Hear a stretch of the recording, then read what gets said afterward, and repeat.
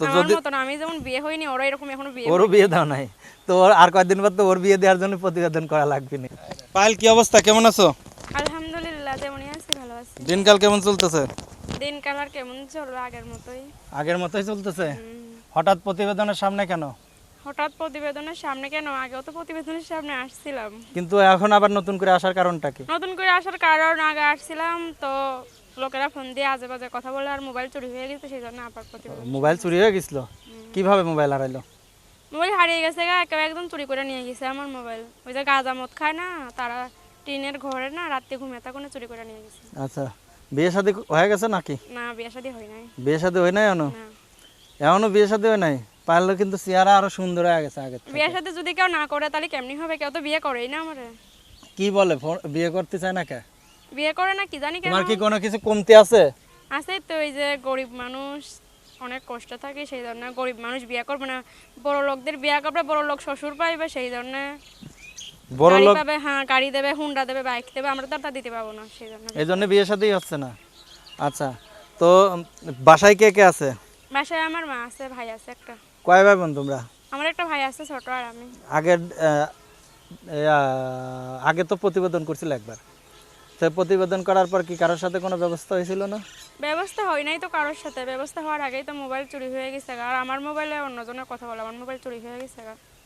তো এখন তাহলে দর্শকদের বলো, দর্শক আমার আগের নাম্বারে কল দেবেন না, আগের নাম্বারে কেউ পাবেন না কিন্তু। আগের নাম্বারে অন্যজনে ফোন ধরে চুরি হয়ে গেছে আমার ওই মোবাইল।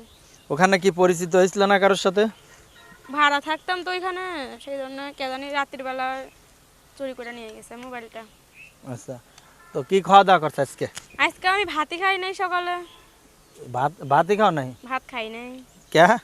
ভাত রান্না করছিলাম, বিলাইতে খেয়ে ফেলাইছে। বিড়াল বিড়াল পোষো নাকি তুমি? হ্যাঁ, আমার একটা বিড়াল আছে। সাদা বিড়াল না কালা বিড়াল? সাদা বিড়াল। ছোটবেলা থেকে আমি ওর বিড়ালটা যখন অনেক ছোট ছিল সেখান থেকে আমি ভালোবেসে ওরা পুষছিলাম, ওর সব ভাত খেয়ে ফেলাইছে ও আমার। কি সওয়াল বিড়াল না মিয়া বিড়াল? মেয়ে। মেয়ে বিড়াল বাচ্চা ফুটায়? না, এখনো বাচ্চা ফুটাই নাই, ফুটাবে। ও, তো আমার যদি মতো না, আমি যেমন বিয়ে হইনি ওরা এরকম এখনো বিয়ে ওরও বিয়ে দাও নাই, তো আর কয়েকদিন পর তো ওর বিয়ে দেওয়ার জন্য প্রতিবেদন করা লাগবে না? হ্যাঁ, ওর বিয়ে দেওয়ার জন্য ওর বিয়ে দেওয়ার জন্য প্রতিবেদন করা লাগবে না? লাগলে করবো, সমস্যা কি? আচ্ছা, তো এখন প্রিয় দর্শক, বরাবর মতো বলে আসে, আমাদের এই অনুষ্ঠানগুলো শুধুমাত্র বিনোদনের জন্য করা হয়ে থাকে। বিভিন্ন সময় বিভিন্ন অসহায় মানুষের জীবনের গল্পগুলো আমরা তুলে ধরি। পায়েলের দেশের বাড়ি কোথায়? দেশের বাড়ি জামালপুর। জামালপুর। এখন পায়েল, আমরা বিদায় নেব। দর্শক, ভিডিওতে পায়েলের নাম্বারটা আমরা দিয়ে দিব, তো এই নাম্বারটি মাধ্যম দিয়ে যদি অনাকাঙ্ক্ষিত কোনো দুর্ঘটনা ঘটে অবশ্যই চ্যানেল কর্তৃপক্ষ দায়ভার থাকবে না।